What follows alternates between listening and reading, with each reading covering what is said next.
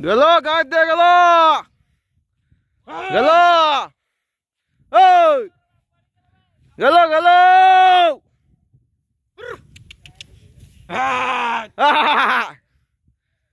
চল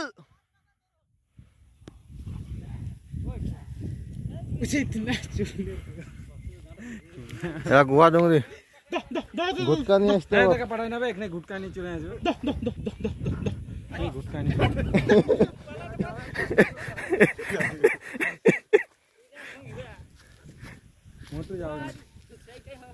এগুলো আজ কর দাদা লিবা কাজ যাওয়া কেন এটা কোথায় বললো সোজা তনুর বাড়ি চলে যাবো